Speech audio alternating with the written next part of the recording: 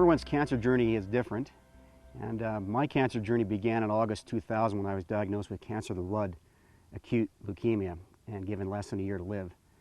At diagnosis, 90% of the cells in my bone marrow were cancerous, so my hematologist said, "Boy, Alan, we need to begin chemotherapy right away." So effectively, that's what we did, and I had 3 rounds of continuous, week-long, 24/7 infusion chemotherapy. And when I finished those, we then proceeded with an adult blood stem cell transplant, courtesy of my donor brother, Eric. And I remember very clearly coming out of transplant because my biggest single challenge was being able to stay in the shower long enough to wash. And I timed it. It was 53 seconds. So I'm a person just like you.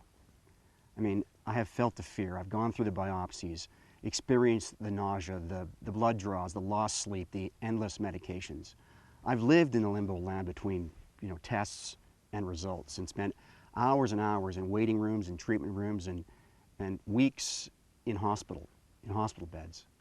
I've had the fevers, the headaches, the dizzy spells, the rigors, the night sweats, the chills.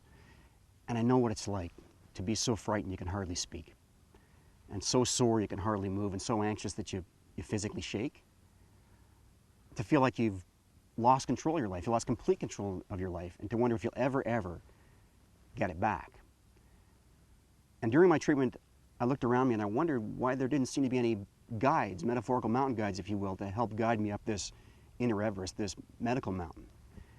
And after treatment, I discovered that there's a huge gap between the end of treatment and the return to life, what I call the climb back to life, even though, of course, the climb back begins from the moment of diagnosis and really never really ends.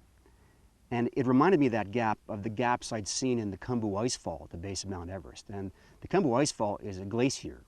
It gets squeezed between Everest on one side and its sister peak, Mount Nuptse, on the other. It tumbles 2,000 feet over rock ledge, and the process splits into ice blocks many times the size of tractor trailers. Whole thing's in constant motion, moves about 1 meter a day. And this thing is riddled with crevasses, which of course are those big cracks in the ice that can be anywhere from 50 to several hundred feet deep. And the only way to get through this area, across those crevasses, is actually to use ladders, your basic aluminum ladders. We lash together the appropriate number of ladders, then we lower them like a drawbridge into place, and then we head out across these ladders. And of course, when we head out across these ladders, you have to look down to see where your feet are going on the rungs of the ladder, in the deep, dark depths below. I discovered then the force of focus, the same kind of force of focus that can be used in the cancer experience. Where do we choose to put our focus in life? Do we focus on the crevasse and all those deep, dark, terrible things that could possibly befall us? Or do we focus on the ladder, the rungs of the ladder, and the small steps we can take today to take us from where we are now to where we want to go? In the case of the cancer experience, do we focus on the darkness that is death, the potential of death? Or do we focus on the light that is the ladder? Do we focus on fear down there, or do we focus on hope up here? Do we focus on despair and the darkness, or do we focus on courage? And that choice is 100% within our control. I want to help you take that control back.